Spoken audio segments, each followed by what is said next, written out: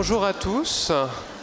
Alors, le matinée est dense, donc c'est vrai qu'effectivement on enchaîne sans pause. Après cette intervention brillante à deux voix de Philippa et Claire, on espère que vous pourrez aussi soutenir votre attention pour l'intervention tout aussi brillante et phénoménale de Tania, qui nous fait l'amitié et l'honneur de nous venir du coup de Montréal.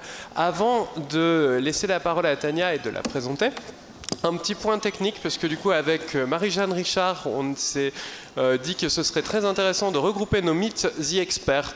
Donc pour moi, ce qui était la place de la réhabilitation chez les enfants et les ados, et pour Marie-Jeanne, ce qui relevait plutôt de la pérénance familiale, et de les regrouper amphidiès à 13h. Donc en fait, ce ne sera pas dans les deux salles, au 3e et au 5e, mais amphidiès à 13h pour le Meet the Expert commun qu'on improvisera avec Marie-Jeanne. Ah, donc Tania, pour présenter donc Tania, mais qui ne connaît pas Tania, donc je vais essayer de faire une petite synthèse. Donc Tania est professeure de psychologie à l'Université de Montréal. Elle est chercheuse et responsable aussi du centre du CIUS, le centre de recherche aussi qui est attaché à cet institut. Tania, en fait, a contribué énormément à la réhabilitation. La première édition de la Bible de la réhabilitation psychosociale qui a eu lieu en 2004, je crois. En 2002, la première. 2002, la première édition. Du coup, on en est maintenant à la 3e. Le manuel de réadaptation psychosociale. Après, maintenant, depuis, on a aussi le traité de réhabilitation psychosociale qui vient compléter un peu les choses. Tania, du coup, a fait aussi donc, sa thèse de science sur Je suis super, programme d'estime de soi que vous avez tous probablement utilisé ou adapté pour vos programmes d'estime de soi et a énormément contribué dans le champ des TCC de la psychose, de l'aide aussi aux aidants avec le programme AVEC. Et c'est vraiment un plaisir de l'accueillir aujourd'hui pour finalement qu'elle puisse un peu nous dire un peu d'où est-ce qu'on est parti, puisque la réhab est quand même venue d'Amérique du Nord aussi. Où est-ce qu'on est et où est-ce qu'on va? Quelles sont les futures directions de la réhabilitation? Et vous aurez vu qu'avec moi, c'est pas Isabelle Chéreau, manifestement, qui du coup s'excuse de ne pas pouvoir être là, un imprévu de dernière minute. Et du coup, j'ai le plaisir d'avoir comme co-modérateur du coup Boris Nicole, qui est psychiatre au CH des Pyrénées, qui est à la JPJA. Auteur du très beau rapport de la Fondation Jean Jaurès qui vous a été cité par Claire et qui a accepté de relever le challenge. Il a été prévenu hier matin. Voilà. En moins, ça fait 15 minutes. Ça fait travailler les facultés d'adaptation. Voilà. Donc, un grand bravo à lui, un grand bravo d'avance à Tania. Merci Julien pour l'introduction et merci Denis pour l'invitation. On se rappelait, il me disait, tu te rappelles, je t'avais invité, puis tu n'as pas pu venir, et puis j'ai essayé de t'inviter à d'autres moments, puis finalement, on a réalisé que ça fait 18 ans qu'il essayait de m'inviter. Donc, et puis bon, il m'a posé cette question, il dit, est-ce que tu peux justement avoir une réflexion sur l'histoire de la réhabilitation psychiatrique, psychosociale? Et quand il m'a posé la question, sur le coup, je me suis dit, est-ce que je suis rendue si vieille que ça? Qu'on me demande de faire un cours d'histoire. Mais en même temps, je voulais te remercier parce que, oui, je suis rendue si vieille que ça, mais ça m'a vraiment permis de voyager et ça m'a permis de retourner en arrière puis de voir d'où on est parti. Puis, et ça m'a vraiment donné un très beau sentiment de reconnaissance d'avoir été là et d'avoir vu ça et d'avoir participé. Et donc, je vais vous emmener un petit peu sur ce chemin-là avec moi. Donc, mon plan, un petit peu d'histoire, contrairement à notre présentatrice juste avant, étant donné que je suis plus vieille, je retourne un petit peu plus en arrière. On va parler aussi de changer notre perspective. À quel moment de changer de perspective en réhabilitation? L'importance de la mesure. Hein? Si on veut vraiment bien offrir les meilleurs services du rétablissement, comment on fait pour bien mesurer, pour mieux intervenir? Donc, il était une fois, ici, je vous présente, en fait, vous voyez, il y a plusieurs bâtiments. Du côté gauche, là, pour moi, on voit qu'il y a comme un trou, mais en fait, il y a eu un incendie. Mais tous les bâtiments qui sont là, en fait, faisaient partie d'un seul et unique hôpital psychiatrique à Montréal qui s'appelait Saint-Jean-de-Dieu. Donc, il faut dire que, bon, il y a eu un incendie dans les années 60. il y avait un petit peu moins de personnes à ce moment-là. Mais le début, vraiment les vrais débuts de la désinstitutionnalisation, c'était dans les années 60. On a commencé à avoir vraiment une sortie tranquillement et éventuellement une sortie massive des personnes des hôpitaux pour se réinsérer dans la collectivité.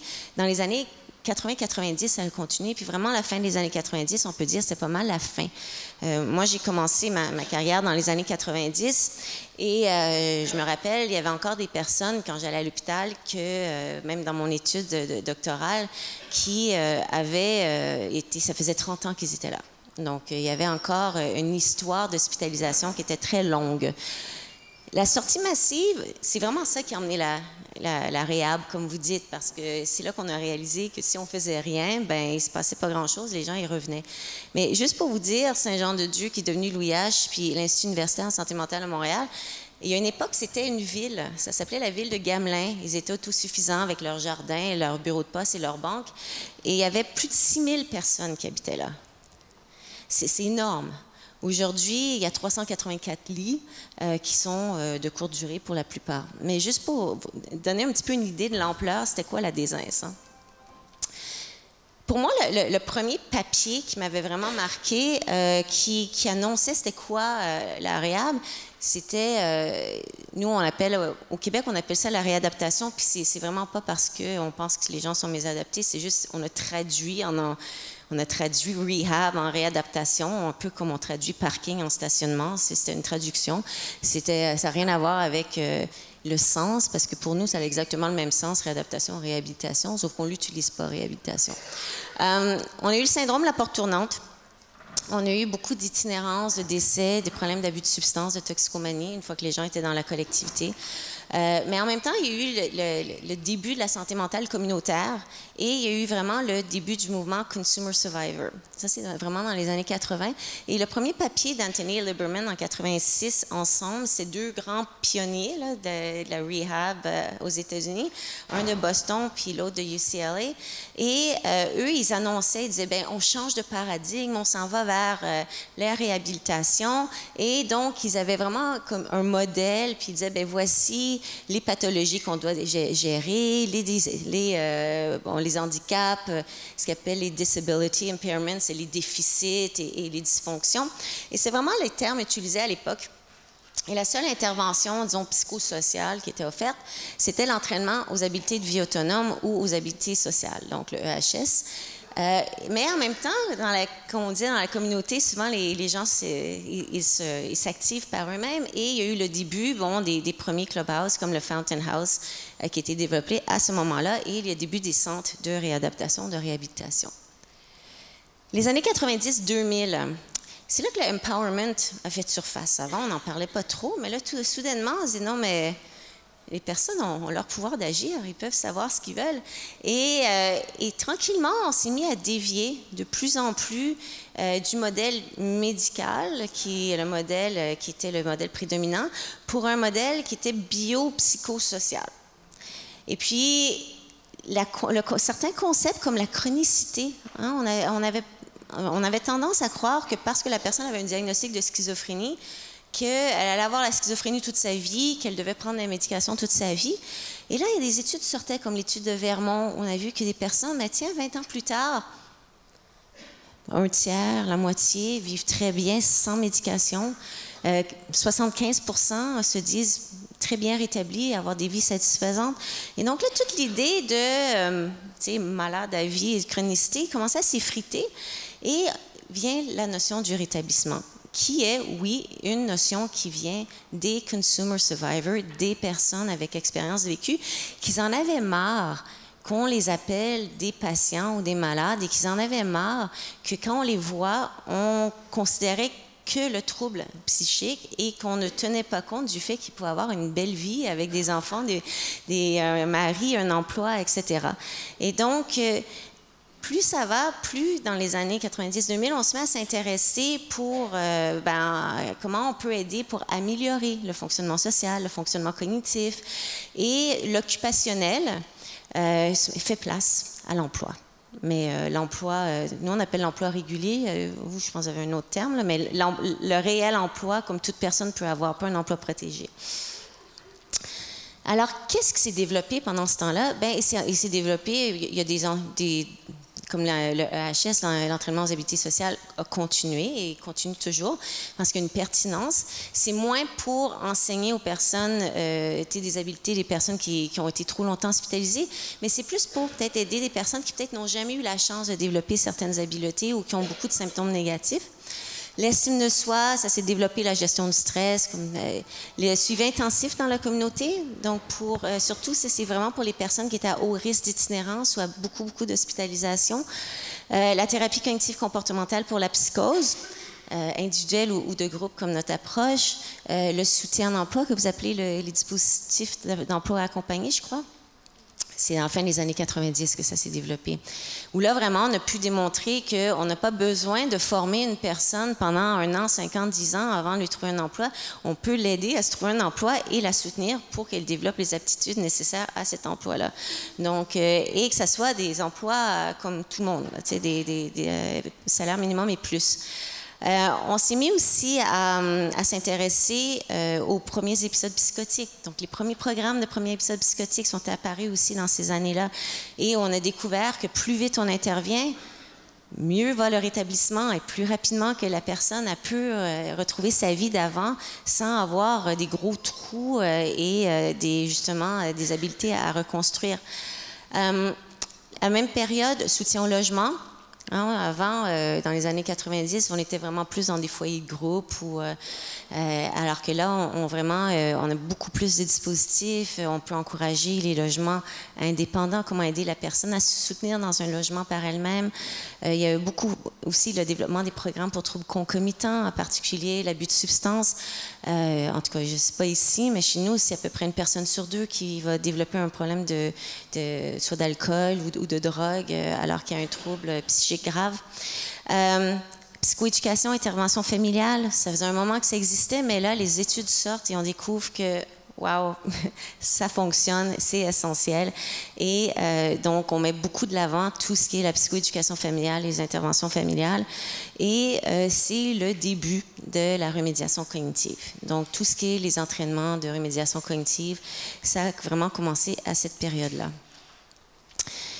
Quand on pense au rétablissement, parce que là, on se dit, wow, on a tous ces beaux outils-là, mais est-ce qu'ils sont vraiment des outils liés au rétablissement ou c'est juste des outils de chercheurs qui ont décidé de travailler sur certains déficits, certains symptômes que les personnes pouvaient présenter? Je vais vous montrer comment, en fait, tous ces outils-là peuvent être liés au rétablissement. Ça dépend vraiment comment ils sont offerts et comment on les approche. C'est important de savoir qu'au Canada, le rétablissement, c'est le modèle. Okay, au centre de la réforme en santé mentale. Et donc, on ne peut pas passer à côté. Puis quand je parle de rétablissement, je ne parle pas de rémission. Je parle vraiment du modèle social du rétablissement qui vient des personnes avec expérience vécue.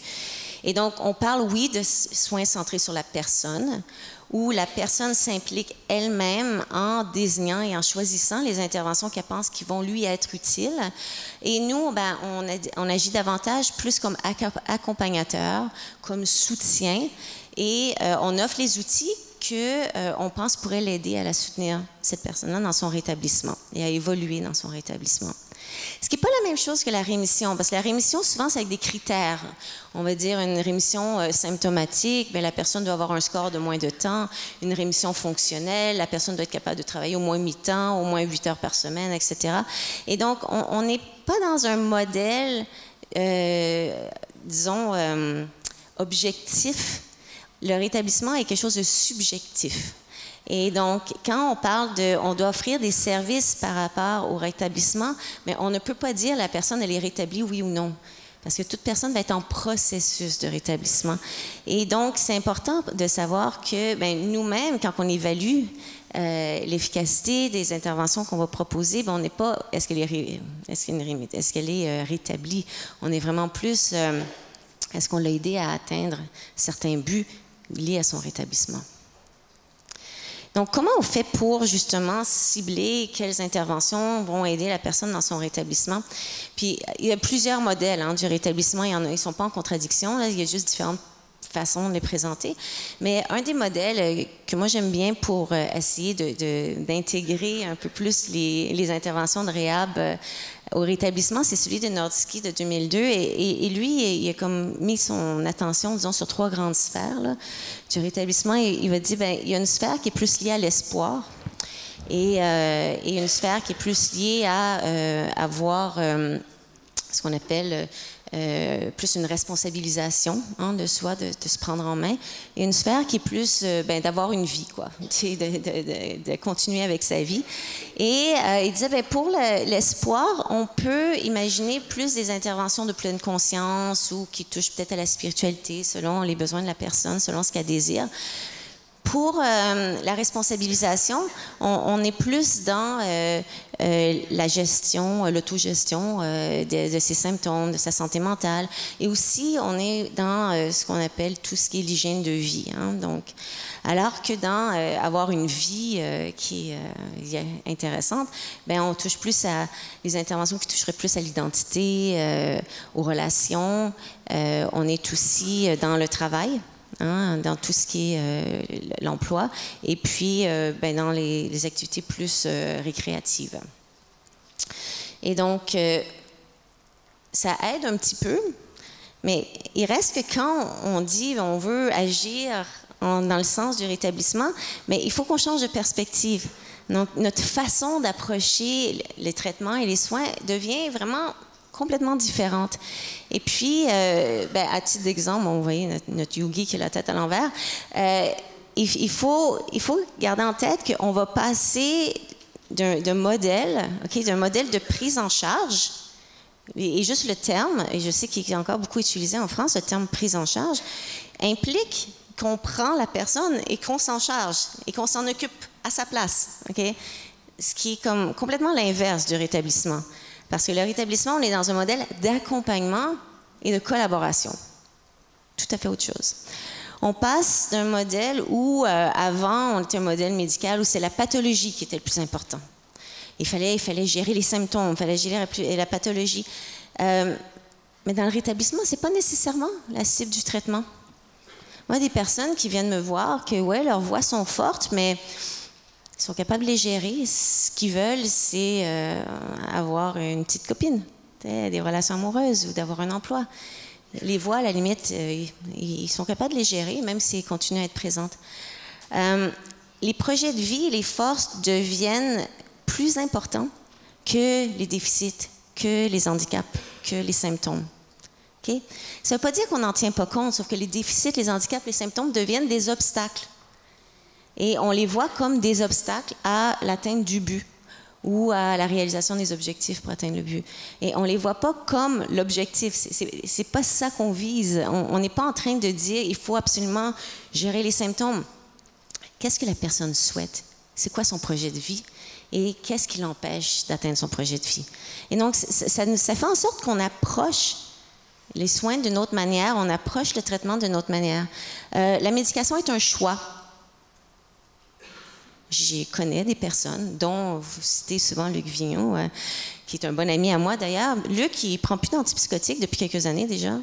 J'ai plusieurs personnes que je côtoie qui ont réussi à travers d'autres façons, d'autres facteurs de protection, de ne plus prendre d'antipsychotiques. D'autres vont en prendre au besoin et d'autres, ils ont besoin de continuer à en prendre. Mais c'est des choix.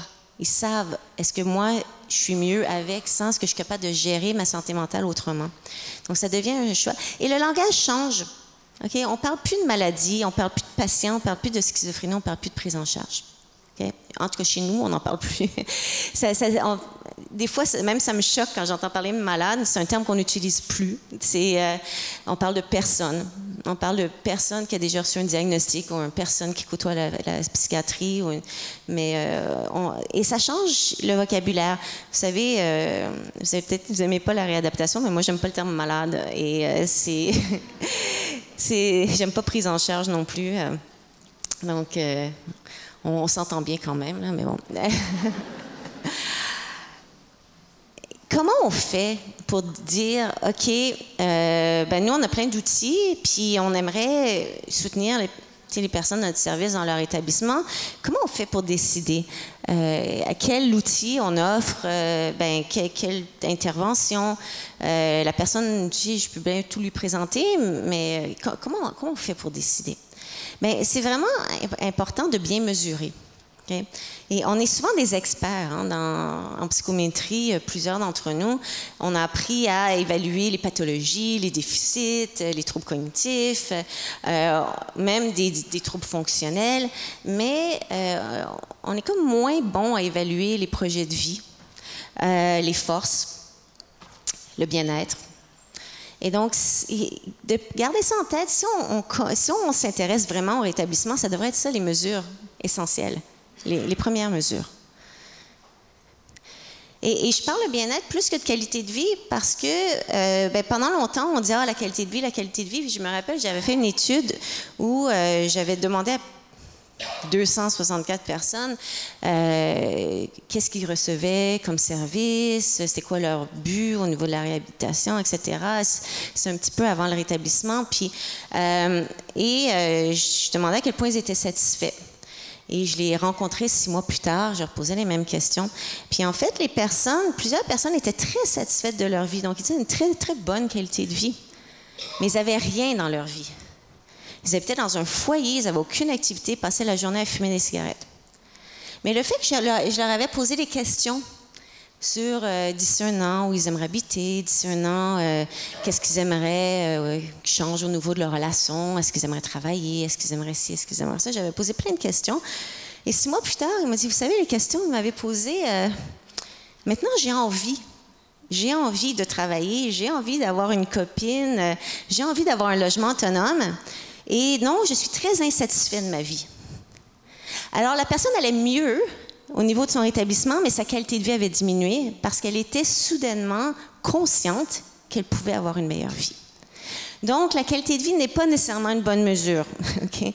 Moi, je recommande davantage de mesurer le bien-être parce que le bien-être implique beaucoup de domaines qui sont spécifiques au rétablissement, c'est-à-dire d'avoir une vie pleine dans la communauté et il y a plein de différentes dimensions de la vie, puis je vais y revenir. Mais vous allez me dire, mais il existe des outils sur le rétablissement, pourquoi qu'on n'utilise pas juste ceux-là? Mais les outils sur le rétablissement sont très, généralement, c'est à quel point est-ce que vous considérez que votre vie ou vos projets ne sont pas freinés par votre trouble mental, votre trouble psychique. Donc, c'est plus général. Est-ce que je considère que je suis capable de dépasser mon diagnostic ou ce qui vient avec? Et c'est pas aussi utile pour nous aider à cibler quelles interventions qu'on pourrait offrir à la personne pour l'aider dans son rétablissement. Oups, j'allais trop vite. Donc, le modèle de RIF, faites-vous-en pas, c'est en anglais là, mais c'est en français là. Le modèle de RIF, c'est un modèle qu'on a décidé, nous, en tout cas dans mon équipe, puis avec des collègues français aussi, et belges et suisses, de mettre de l'avant. Et l'idée, c'est de dire, si on regarde le modèle de RIF, bien, on parle de 6 dimensions. On parle d'autonomie, de relations interpersonnelles positives, on parle d'auto-acceptation de soi, on parle de croissance personnelle et professionnelle, de maîtrise de son environnement, et de maîtrise, bien, ça veut dire aussi de soi, et d'un sens à sa vie. Ben, je trouve que c'est pas mal proche du rétablissement, ça, hein, me semble. C'est ça qu'on veut, non? Donc, dans ce sens-là, peut-être certains d'entre vous connaissez l'outil LACASIG. L'outil LACASIG avait été développé en 1994 par Chuck Wallace et en 1998, on l'avait validé au Canada en français et en anglais. Et puis, il était très innovateur à l'époque parce que ça demandait à la personne « Qu'est-ce que vous voulez? C'est quoi vos buts? » Et tant dans la prochaine année qu'à court terme. Et ça demandait aussi à la personne, c'est quoi les difficultés qu'elle a qui pouvaient faire en sorte que de se rendre à ce but-là ou de rencontrer ses objectifs pouvait être difficile. Et donc, ça nous permettait de mesurer plein de sphères qui sont liées à la réhabilitation, donc des sphères tant au niveau interpersonnel, des symptômes, etc. Mais l'outil a comme un peu mal vieilli et il y a encore une connotation un peu médicale dans l'outil et avec des fois des questions un peu stigmatisantes. Donc, avec des collègues français, belges et suisses aussi ont aidé pour le recrutement, on l'a mis à jour. Et on l'a mis à jour en reprenant le modèle de RIF. Et donc, la CACIG, on est en train de finir de la valider. Là. On devrait pouvoir écrire l'article cet été ou en septembre. Inclut donc plusieurs échelles qui, par exemple, autonomie, but de logement et conditions de vie. On va s'intéresser à la nutrition, l'hygiène, les effets personnels, la gestion de l'argent. Dans les relations sociales positives, il y a les amitiés, mais il y a aussi les relations amoureuses, les relations avec les membres de la famille, incluant ses propres enfants, c'est grâce à Julien ici. La parentalité, le désir de parentalité, ça aussi, ça a été rajouté, c'était pas là avant. Les liens avec le voisinage ou les difficultés d'interaction sociale qui touchent à la cognition sociale. On a l'acceptation de soi, plus lié à l'estime de soi, l'autostigmatisation, l'autocompassion. On regarde aussi au niveau professionnel, est-ce que la personne souhaite travailler, est-ce qu'elle a des expériences d'emploi au niveau scolaire, terminer ses études, capacité à utiliser le transport en commun, activités récréatives, ses désirs au niveau de citoyenneté aussi. On regarde plus une maîtrise de soi au niveau de la santé mentale et santé physique. On oublie souvent que la santé physique, elle est interreliée à la santé mentale. Donc, on s'intéresse aussi aux activités physiques, au sommeil, la motivation, aux émotions, la santé mentale, les aspects cognitifs, le sens à sa vie, incluant est-ce que j'ai une raison d'être et c'est quoi mon projet de vie. Okay? Si ça vous intéresse, de toute façon, l'outil va être disponible bientôt. On va probablement le publier en français, comme ça vous allez pouvoir le lire. Et ça va être plus facile. Donc, toutes les sphères, juste dire, toutes les sphères et les questions. En fait, pour chaque sphère, on a une question ouverte, puis à chaque fois, on demande à la personne, est-ce que c'est important pour vous? Est-ce que vous imaginez des obstacles? Pour rencontrer ce but-là. Et ça serait quoi la première étape que vous aimeriez mettre en place pour atteindre ce but-là? Puis, on essaie de voir à quel point vous pensez que vous avez besoin du soutien. Parce qu'il y a des buts que les gens ne demandent pas de soutien, puis ils sont très bien. Puis il y en a d'autres qui disent, oui, ça serait vraiment, j'aimerais vraiment que vous m'aidiez pour ça. Et donc voilà. C'est un outil comme d'autres, mais moi, je trouve qu'il est particulièrement utile en réhabilitation parce qu'on peut vraiment, pour chaque question, penser à quelle intervention offrir. Puis je vais revenir là-dessus dans quelques minutes. Qu'est-ce qu'on fait maintenant de plus en plus? On a, en Amérique du Nord, je ne sais pas si ça s'en vient ici aussi, une offre de services par échelon, qu'est-ce qu'on appelle du step care. On n'a pas assez d'argent pour offrir tout à tout le monde. Puis aussi, c'est pas tout le monde qui a besoin de tout. Donc, l'idée, c'est une fois qu'on a évalué dans notre service, quels sont, disons, les besoins qui ressortent le plus, quels sont les buts qui ressortent le plus, bien, on peut aider à dire, c'est quoi, quel programme on devrait offrir systématiquement, quelle intervention devrait revenir systématiquement, versus celle qu'on devrait offrir peut-être juste à un petit groupe de personnes. Et donc, ça nous aide vraiment à choisir. Comme ici, à titre d'exemple, la ligne d'en bas, c'est le plus grand nombre de personnes possible, mais on pourrait imaginer que la plupart des personnes auraient besoin d'un dispositif en emploi ou aux études accompagné. Peut-être, en français, comment le MCT en français, vous l'appelez, vous le... Le EMC, c'est ça, entraînement métacognitif. Nous, on appelle ça le MCT. Mais l'entraînement métacognitif, ça aussi, c'est facilement accessible, ça demande peu de formation. Et de la psychoéducation individuelle et familiale. On pourrait dire que tout le monde devrait avoir ça. D'emblée.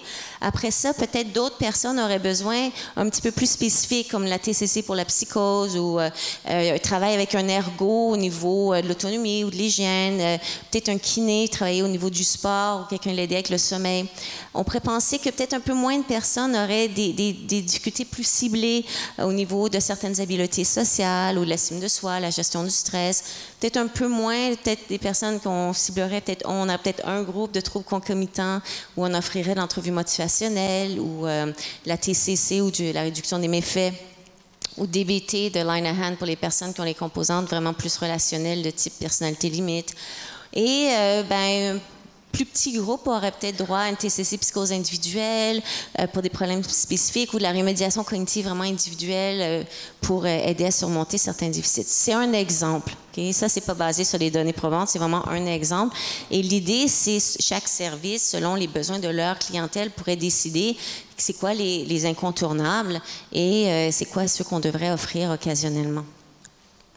Mais comment on fait pour lier les cibles thérapeutiques au bon traitement? Juste voir, il me reste combien de temps? Juste que je parle, mais bon. C'est pas grave. Le premier... Hein? T'inquiète pas, on regarde. D'accord. Okay, tu me feras un signe quand il restera 5 minutes. La première chose à faire, c'est qu'il faut se tenir au courant des nouvelles recherches. C'est en ébullition, okay? La réhabilitation, tout ce qui se passe au niveau social, fonctionnel, etc. Il y a toujours des nouvelles choses qui sortent. Et est-ce que c'est toujours bon? Vous savez, même juste la semaine dernière, je parlais avec une de mes anciennes étudiantes. Elle a dit, ouais, je suis en milieu d'internat. Ils font la technique de respiration holotropique, truc machin. Elle dit, on fait ça avec des personnes qui ont du trauma, blablabla. Je dis, ah ouais, c'est quoi les données probantes pour ça? Je m'en vais faire ma petite recherche. Il y a juste des études de cas. C'est pas très, très solide. Bon, ça ne veut pas dire que c'est pas bon, mais il n'y a pas beaucoup de soutien empirique. Vous n'avez pas énormément de temps à perdre. Donc, moi, je vous recommande de ne pas réinventer la roue et d'aller cibler les interventions qui ont déjà fait leurs preuves et qui ont été beaucoup étudiées. Vous savez, juste pour un essai clinique randomisé, quand on est dans le psychosocial, ça peut prendre 5 ans à faire et ça peut facilement coûter 600 000 $. Donc, c'est long, c'est ardu, c'est compliqué. Et si vous ne voulez pas perdre votre temps, moi, je vous recommande, au lieu de toujours réinventer des nouveaux traitements, c'est de voir qu'est-ce qui existe déjà. Des fois, à traduire ou adapter un peu, c'est beaucoup plus simple. Et il faut aussi savoir reconnaître la qualité de la recherche. C'est pas tout ce qui est publié qui est bon, hein? Il y a beaucoup de revues aujourd'hui qui... il suffit de les payer, puis ils vont publier votre article. Hein. C'est pas nécessairement très, très rigoureux. Donc, j'ai mis un petit schéma ici pour vous donner un petit peu une idée de qu'est-ce que, si vous lisez un article, puis il y a ces termes-là, il y a des chances que ça soit relativement bon. Donc, les études d'intervention en milieu naturel. Donc, déjà là, si ça a été fait dans un milieu qui ressemble au vôtre, et il y a eu une randomisation, même si c'était pas c'est une randomisation par site, c'est un bon indice que ça risque quand même d'être assez solide. Les essais cliniques randomisés avec évaluation à l'aveugle, c'est-à-dire que les évaluateurs ne savaient pas qui recevait quelle intervention, aussi, bon soutien. Là, si on veut vraiment être sûr de soi, on va chercher les méta-analyses. Les méta-analyses, eux autres, vont vraiment regarder la qualité de la preuve à travers plusieurs études. Et là, ça nous donne une bonne idée de, OK, il y a une méta-analyse sur le sujet ou plus qu'une méta-analyse sur le sujet, c'est du solide. Et au-delà des méta-analyses, il y a ce qu'on appelle les méta-reviews ou les méta-examens en français. Et là, c'est une analyse vraiment fine de la qualité des méta-analyses et de la qualité de la preuve et de la taille de la preuve. Parce que parfois, il peut y avoir plusieurs méta-analyses pour un même sujet. Ils n'ont pas nécessairement intégré toutes les mêmes études. Donc, où il y a l'encadré, je vous dis, vous êtes pas mal sûr que là, c'est du solide. En haut, c'est intéressant. Si vous voulez vous investir dans quelque chose qui est des études de cas ou autre, il n'y a pas de garantie que ça va être bon. Je ne vais pas dire que ça ne sera pas bon, mais il n'y a pas de garantie. Moi, je vous recommanderais, si vous voulez aller en haut, de vous associer à des chercheurs puis de faire une vraie étude d'efficacité parce qu'on n'a pas de garantie. Qu'est-ce qu'on sait qui fonctionne? Vous connaissez pas mal tous le modèle vulnérabilité stress compétence ou vulnérabilité stress facteur de protection. Il y a quelques années, avec des collègues, on a dit, mais c'est quoi l'ampleur de la preuve pour ce modèle-là? À quel point il est solide? On l'utilise tout le temps, en tout cas en psychoéducation, en TCC. Moi, je suis une grande adepte, j'en parle souvent. Juste pour vous donner un petit peu une idée, quand c'est foncé en caractère gras, c'est qu'il y a eu beaucoup de méta-analyses avec un bon soutien empirique. Donc, au niveau de la vulnérabilité, on sait que les aspects génétiques, oui, en effet, clairement, il y a une contribution génétique au développement des symptômes psychotiques qui est claire, et les complications obstétriques aussi. Donc ça, c'est très, très soutenu. Les autres en foncé, ça a été étudié, mais la qualité de la preuve est moindre. Pour les stresseurs, ceux qui ressortent les deux plus gros, là, c'est le statut de migrant et le fait d'avoir vécu ce qu'on appelle l'adversité dans l'enfance, c'est-à-dire des traumatismes dans l'enfance. Donc ça, il y a un soutien empirique qui est quand même assez important. Les autres aussi, mais ceux-là, ils ressortent plus, ont été plus étudiés. Entre vous et moi, le statut de migrant puis les traumatismes dans l'enfance, souvent, ça va ensemble parce que souvent, les personnes qui sont réfugiées, tout ça, ils ont vécu des traumatismes, donc souvent, ça se retouche aussi. En rouge, c'est ce qui était... Il n'y a pas de méta-analyse. Donc, on ne peut pas vraiment conclure. Donc, ceux qui s'intéressent à la recherche, il y a plein de domaines, ça vaudrait la peine de faire des méta-analyses, hein, le soutien social, l'estime de soi, la gestion du stress, le coping, les stresseurs de vie. Ça, il n'y a pas de méta-analyse. Il y a des études individuelles, mais pas de méta-analyse. Chez ce qui nous intéresse ici en réhab, c'est vraiment les facteurs de protection. Donc, si on vient aux facteurs de protection, bien, on voit ici que où on a de la preuve, disons la qualité de la preuve qui est assez forte, bien, clairement, large et fort, strong, ça, c'est bien, les antipsychotiques. Là. Pour les symptômes psychotiques, bien, il n'y a rien à dire. C'est sûr que ça aide si la personne, ça aide à diminuer les symptômes psychotiques. Ça, c'est reconnu. On voit aussi que la TCC, on voit aussi que les interventions familiales, la MCT, la métacognition aussi, aide. Les autres, c'est moins, disons, moins marquant pour les symptômes psychotiques, mais ils ont leur fonction dans d'autres méta-analyses, d'autres reviews pour autre chose. Par exemple, l'entraînement aux habiletés sociales, excellent pour les symptômes négatifs, etc. Et les thérapies de troisième vague, et sont excellents pour les symptômes comorbides, comme l'anxiété, par exemple, même s'ils ont moins d'effet pour les symptômes psychotiques. Si jamais ça vous intéresse, cette synthèse, j'ai mis la référence, Journal of Abnormal 2019. Alors, hop. Qu'est-ce qu'on fait avec tout ça? Bien, on fait des guides cliniques. Donc, nous, on a fait partie d'un groupe on a fait un guide clinique canadien sur c'est quoi les traitements qui devraient être offerts. Puis ça, c'était publié par, c'est la CPA, c'est l'Association canadienne des psychiatres. Donc, on avait un guide pour les interventions psychosociales pour les enfants et ados avec des troubles psychotiques. On l'avait aussi pour les adultes. Essentiellement, ce que ça dit qu'il faut, c'est les interventions familiales, le soutien à l'emploi, la thérapie cognitive comportementale, aussi la remédiation cognitive, l'entraînement aux habiletés sociales et les entraînements aux habiletés de vie selon les contextes. Ce sont vraiment les interventions qui sont le plus reconnues scientifiquement présentement. En France, vous avez quelque chose de similaire, avec des conclusions similaires, qui a été écrit là, par une revue systématique par Laurent Morin et votre Nicolas Franck. Et salut Nicolas. Si vous voulez une synthèse, on parle, le manuel de réadaptation psychiatrique ne fait pas le tour de tout ce qui existe au niveau de la réhabilitation. Hein. Je pense que le traité de réhabilitation fait beaucoup plus le tour. Mais nous, on va chercher seulement ce qui est prouvé empiriquement. Donc, ce que vous trouvez dans le manuel de réadaptation psychiatrique, en fait, j'aurais aimé ça l'appeler cette année le manuel du soutien au rétablissement. Je trouve que c'est plus ça représente plus que qu'est-ce qu'il y a dedans. Mais étant donné que le titre est déjà connu, on l'a gardé. Là. Mais la 3e édition va sortir en janvier 2023. Et là, on n'a que les programmes et les interventions qui sont soutenus empiriquement. Et donc, ça permet de voir, OK, qu'est-ce qui a été fait au niveau scientifique, qu'est-ce qu'on sait. À titre d'amuse-gueule, pour vous donner le goût un petit peu. Vous avez de vos collègues. Alors, on a été plus international cette année.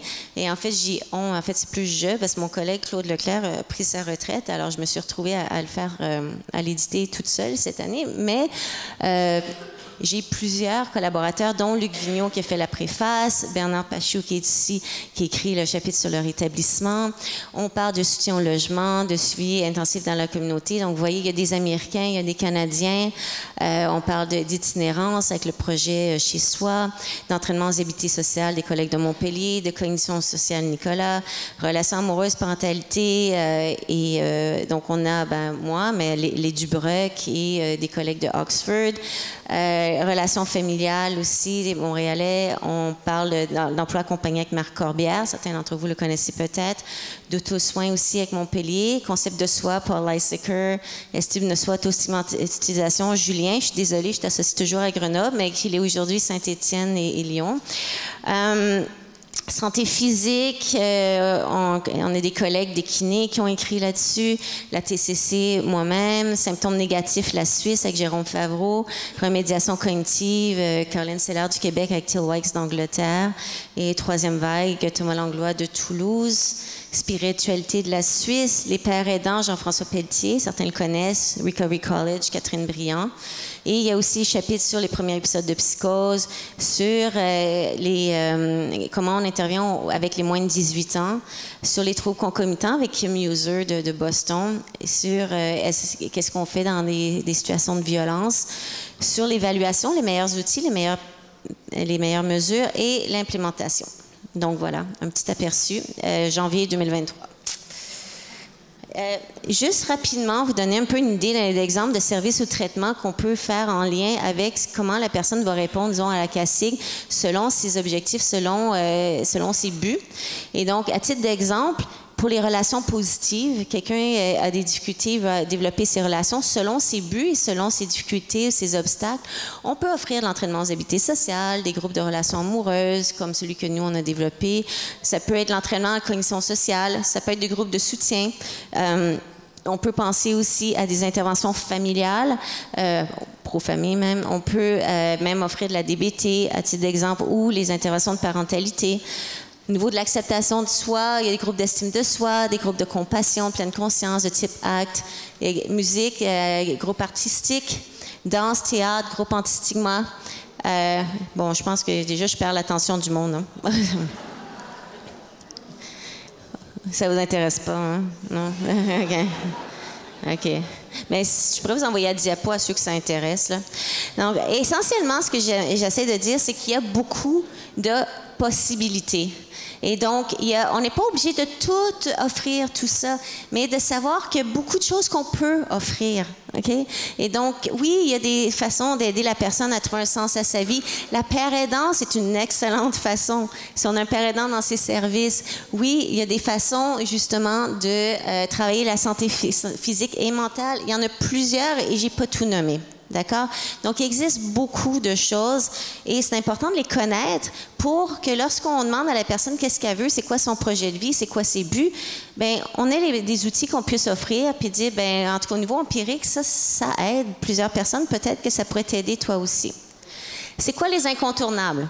Bien, les incontournables, au niveau des interventions, la TCC, hein, pour la psychose individuelle ou de groupe.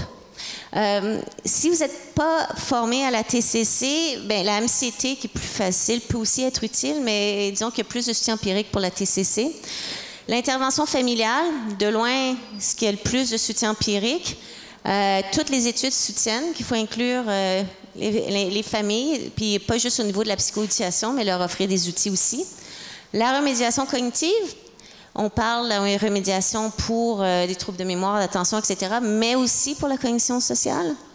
L'entraînement aux habiletés, que ce soit les entraînements aux habiletés sociales ou les habiletés de vie autonomes. Au niveau des programmes, les programmes pour premier épisode, les dispositifs d'emploi accompagnés, le suivi intensif dans la collectivité, surtout pour les personnes à risque d'itinérance ou d'hospitalisation répétitive, et les programmes intégrés pour troubles concomitants. C'est vraiment ça qui sont les plus reconnus. Qu'est-ce qui s'en vient? Il ne faut pas oublier l'hygiène de vie. Je trouve qu'on n'en parle pas assez. Moi, je connais des personnes qui, justement, je dois me battre avec leur psychiatre parce qu'elle dort tout le temps, puis elle a pris 50 kilos, elle est malheureuse, donc il faut faire quelque chose. C'est reconnu qu'on devrait prescrire même le sport, la nutrition, un kiné. Et donc, les personnes qui font de l'exercice vont mieux. Les personnes qui ne mangent pas du McDo vont mieux. C'est clair, On le sait, ça agit sur les microbiotes, ça agit sur le cerveau. Moi, j'ai même des clients des fois qui me disent « Ah, ça va pas bien, mes voix sont plus fortes. Ça fait 3 jours, j'ai pas mangé de légumes. » OK? Puis c'est pas parce qu'il y a une voix qui dit « Mange tes légumes. » là. Ils réalisent que quand il n'est pas en équilibre, bien, ça a un effet sur sa santé mentale. Vers quoi on se dirige? Bien, il y a beaucoup de choses qui se font au niveau de la technologie. Ça ne va pas remplacer, mais c'est des outils qui, des fois, peuvent faire en sorte que c'est plus facile d'offrir certains services. Peut-être que ça va permettre une adhésion plus grande, un intérêt plus grand, surtout chez les jeunes. Donc, oui, c'est possible de faire la remédiation cognitive sur un ordinateur en ligne ou avec un téléphone cellulaire. C'est possible de faire de l'exposition avec la réalité virtuelle et de faire de la thérapie de groupe à distance avec la téléthérapie. On le fait nous-mêmes et ça fonctionne. Quels sont les nouveaux incontournables? La paire-aidance. Paire-aidance, pas seulement avec des personnes qui ont l'expérience vécue, mais la paire-aidance avec des familles. Les familles paire-aidantes, ça devient incontournable. Les patients partenaires. Des installations comme des Recovery College où monsieur, madame, tout le monde peuvent aller s'informer sur la santé mentale et d'avoir la chance de s'ouvrir et de surmonter certaines de leurs mauvaises conceptions. Les interventions transdiagnostiques. Hein, la personne a plusieurs difficultés. On pourrait peut-être cibler la régulation émotionnelle au lieu de s'attarder à chaque difficulté. De plus en plus, on s'intéresse aux troubles concomitants. Il y en a plusieurs. Nous, on a plusieurs études sur l'anxiété sociale, sur troubles de personnalité, dépression, TOC, sommeil, en plus du trouble principal. Mais la personne n'a pas qu'une psychose. Des fois, la personne peut avoir plusieurs difficultés, puis on oublie le reste, alors que des fois, c'est le reste qui est plus important pour elle. Il y a des approches athéoriques ou transthéoriques. Je pense à l'approche mérite de Lysaker, qui, peu importe si vous êtes psychanalyste, TCC ou autre, que vous pouvez utiliser, alors que la TCC troisième vague, par exemple, est vraiment un mélange d'une approche humaniste, bouddhiste et TCC. Les programmes intégrés, hein, la TCC pour le soutien à l'emploi, ou ABCR, où on combine la TCC et la remédiation cognitive, la CBSST, où on inclut la remédiation cognitive et l'entraînement aux habiletés sociales. Et il y a beaucoup de programmes qui font cognition sociale et entraînement aux habiletés sociales ensemble. Le soutien à l'autogestion. D'aider la personne à s'autogérer, ce n'est pas la laisser seule, c'est lui donner le pouvoir de gérer elle-même sa vie. Donc, c'est très important d'aider les personnes, de les soutenir à être capables d'autogérer leurs symptômes, leur donner les outils nécessaires. Et évidemment, et ça reste toujours un défi, puis c'est un défi depuis longtemps, de combattre l'autostigmatisation et la stigmatisation de manière plus générale. Donc, juste comment je vois la réhabilitation aujourd'hui? Bien, je vois, on est un arbre hein, très solide. Hein, on a des bonnes racines. Ça fait longtemps que ça pousse, cet arbre-là. Il y a des bonnes racines, il y a beaucoup de branches. Et ça me dit que ça va continuer à prendre de l'ampleur et prendre de l'espace. Avant de vous quitter, je vais faire de la pub. Hein, je ne veux pas, je suis nord-américaine. Donc... Donc, si ça vous intéresse, dans mon labo, on a développé plusieurs modules d'intervention qui sont validés. Il y a la TCC pour la psychose avec TCC, Je suis superbe, l'estime de soi. À deux, c'est mieux. On est toujours en train de l'étudier. On l'a quand même étudié avec une trentaine de personnes, mais on continue à l'étudier. C'est pour les relations amoureuses. Le module CAP, troisième vague, le TCC pour l'emploi accompagné, qui ont eu des résultats vraiment exceptionnels, alors que c'est un module qui est très bref. Je parlais de livres aussi. Donc, le manuel de réadaptation, bien, la deuxième version, j'ai vu deuxième édition est encore disponible ici. La troisième va sortir bientôt. Si ça vous intéresse, je viens juste de sortir ce petit livre côte à côte. Il n'est pas disponible en version papier en France. Donc, j'en ai emmené quelques copies. Ça se vend 10 €, c'est un petit truc. Mais si ça vous intéresse, j'en ai emmené parce qu'en France, il est juste disponible en PDF. Donc, vous me direz, puis je vais être probablement à la table où il y avait les inscriptions là, après la présentation, s'il y en a qui veulent avoir une copie. C'est un petit livre pour aider les parents et les proches de quelqu'un qui a un trouble mental, quand ils ne savent pas quoi faire, qu'est-ce qui peut aider. C'est un petit guide qui se lit en 20 minutes, le temps d'un bain avant que l'eau devienne froide.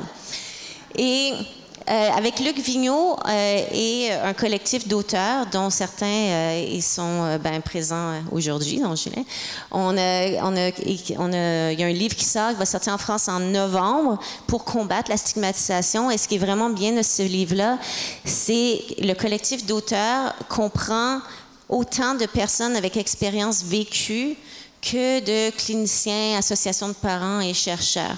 Donc, c'est vraiment une collaboration pour trouver ensemble des stratégies pour combattre la stigmatisation. Merci.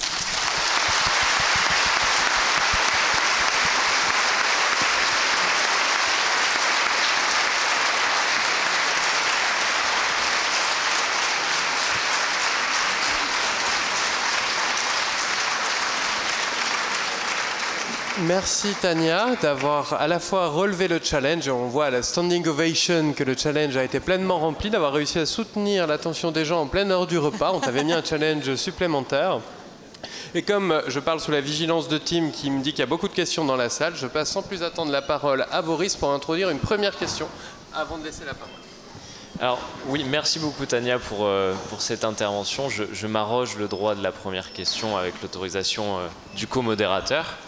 La question que j'aurais envie de vous poser n'est pas simple. Moi qui suis jeune psychiatre, en vous écoutant, j'entends toute cette mise en perspective. Je mesure le chemin parcouru, sa longueur, sa difficulté. Et j'exerce en réhabilitation psychosociale et j'arrive fraîchement diplômé dans un environnement où finalement les outils de réhabilitation psychosociale commencent à être connus globalement. Le concept de rétablissement beaucoup moins dans notre communauté professionnelle et où je me dis, alors je ne sais pas si vous serez d'accord avec ça, mais je me dis il y a un risque. C'est-à-dire, le risque peut-être c'est que si on conçoit la réhabilitation psychosociale comme étant le moyen et le rétablissement comme étant la fin, est-ce que le risque ce ne serait pas que dans les années à venir, dans les hôpitaux, dans les équipes, on implémente les outils, et uniquement les outils de la réhabilitation psychosociale, en oubliant la posture, en oubliant la notion de rétablissement. Et ce risque-là, si jamais vous considérez que c'est un risque également, comment est-ce qu'on fait pour éviter cet écueil, pour éviter d'avoir cette appropriation uniquement de l'outil? Mais je crois que ça revient tout à l'idée de la mesure. Le rétablissement, c'est on part de la personne. Alors, si on lui demande ce qu'elle souhaite, on ne va pas juste lui offrir des outils, on part de ce que la personne désire, c'est quoi son projet de vie, c'est quoi ses buts. Et une fois qu'on a ça en tête, c'est sûr qu'on ne peut pas faire autrement que l'accompagner dans son rétablissement parce qu'on n'offre pas ce que nous, on a envie d'offrir, on offre ce que la personne souhaite recevoir et donc qui va l'aider selon ses propres buts. Et je pense que c'est vraiment ça qui est important de garder en tête. C'est pas tant ce qu'on a, c'est ce que la personne veut. Et on part pas de « Ah, moi j'aime », moi j'ai souvent vu ça, des personnes disent « Ah, moi j'aime offrir tel genre de groupe, je vais offrir tel genre de groupe ». Oui, mais est-ce que ça représente les besoins ou les buts des personnes avec qui vous travaillez? Est-ce que c'est ça qu'ils veulent? Parce que c'est bien beau, c'est à la mode, mais est-ce que c'est leurs besoins? Est-ce que eux ils désirent ce groupe-là ou cette intervention-là? Et pas juste parce que vous l'avez bien vendu, mais parce que ça répond réellement à un de leurs buts de rétablissement. Donc mettre l'usager au centre, en permanence dans nos organisations. Voilà. Merci. Là, alors, je ne sais pas s'il y a des questions dans la salle. Je crois qu'il y a assez de sandwichs, donc si vous avez peur qu'il en manque, hier, il en restait en extra. Mais je comprends si vous avez faim, là, je n'ai aucun souci. On peut même décréter que vous aurez droit de manger dans les salles. Je ne sais pas si on va se faire taper dessus en disant ça, mais donc n'hésitez pas à poser des questions qui étaient nombreuses tout à l'heure. Peut-être que... Est-ce que vous avez compris quand même? Je sais, j'ai un accent, là. Ouais. Ouais, c'est bon. Ouais, question? Attendez, je vais... Merci.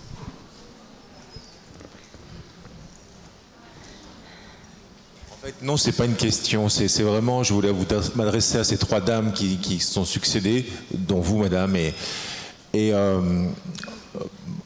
y a vraiment un supplément d'âme chez les femmes, sincèrement.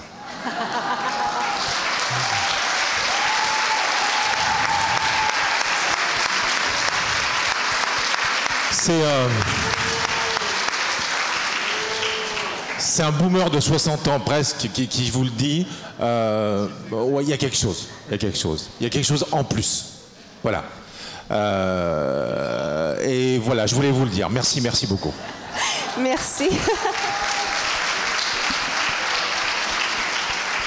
Alors nous avons le choix entre un débat sur l'égalité homme-femme ou une autre question. Ici? Là? D'accord. J'avais une question pour Tania Lecomte. Vous disiez l'importance de... vous avez commencé votre propos en disant que le rétablissement avait été inscrit dans les politiques de santé mentale, il me semble. Quelle importance ça a, ça? C'est une très grande importance parce que, enfin, je ne sais pas ici comment ça fonctionne, les services, mais il y a quand même des évaluations au niveau ministériel qui viennent voir est-ce qu'on respecte les guides, est-ce qu'on offre ce qui est recommandé. Et le fait que le rétablissement soit indiqué, mais des unités de soins ou des cliniques qui disent « Ah non, nous ici, c'est le modèle médical », ils peuvent pas, quoi. Et c'est difficile à justifier qu'on utilise seulement un modèle médical alors que c'est indiqué que tout le monde doit aider la personne dans son rétablissement. Donc, je pense que ça force des changements.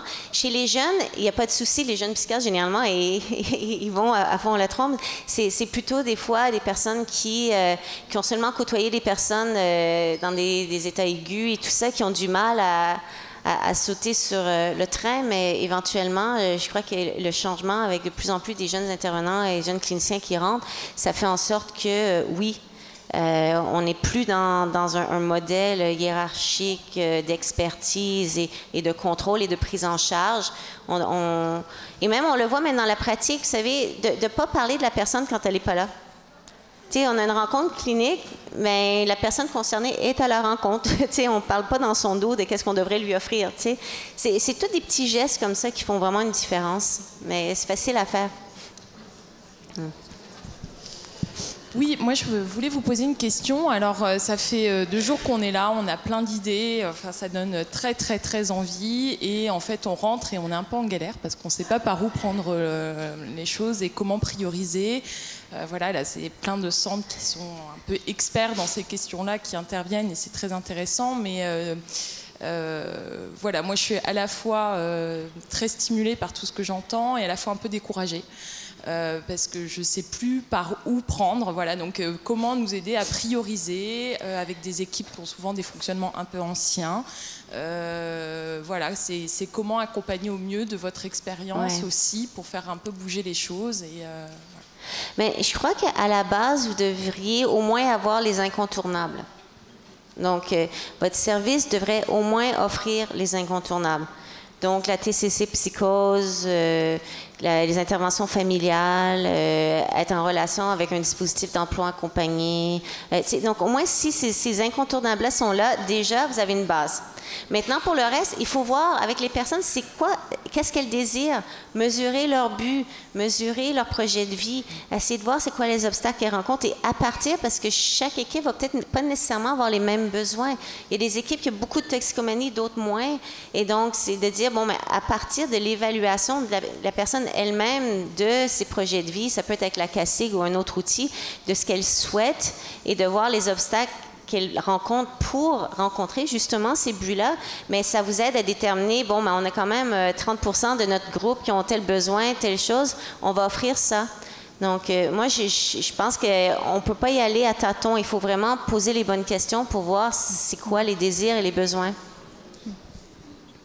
Alors, oui, à travers ce que vous venez de dire, il me semblait que la question effectivement centrale et la question du début, c'est bien la question du choix des personnes et du coup la question du rétablissement, la question de pratiques orientées rétablissement.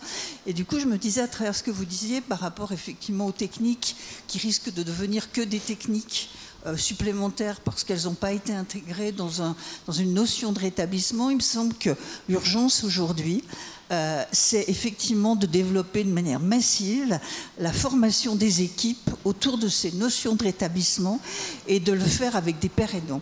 Parce que je pense que le témoignage des pairs est ce qui est vraiment le plus important et qui fonctionne le mieux pour faire évoluer le regard et du coup l'évolution des soignants ou des éducateurs en médico-social, enfin de la totalité des professionnels qui interviennent.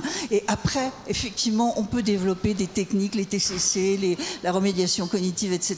Et puis les l'éducation thérapeutique, le développement des habiletés sociales, etc. Mais je crois que tant qu'on n'a pas inscrit au cœur des équipes cette notion du rétablissement du choix des personnes et de leurs compétences par rapport à leur choix, on peut bien... En fait, il faudrait que chaque équipe ait un père aidant d'emblée. Déjà là, ça changerait les mentalités. Mais je suis d'accord avec vous, la formation est essentielle. Alors, il va falloir qu'on s'arrête et je pense que vos estomacs seront d'accord. Je me permets juste une dernière remarque par rapport aux questions qui viennent d'être posées, pour faire peut-être le lien aussi avec les présentations d'hier, parce que c'est une réponse plus ou moins indirecte, la question que vous avez posée, monsieur, tout à l'heure, à ce que monsieur le délégué ministériel nous disait hier sur le portage politique. On tourne autour de cette question de à quel moment est-ce que le portage politique aussi va impulser ces notions-là dans la manière dont il organise les soins. Mais bon, c'est un débat à distance et c'est un débat avec un R délégué ministériel puisqu'il n'est plus là. Et on va s'arrêter là-dessus. Je vous remercie. Merci beaucoup, Tania Leconte.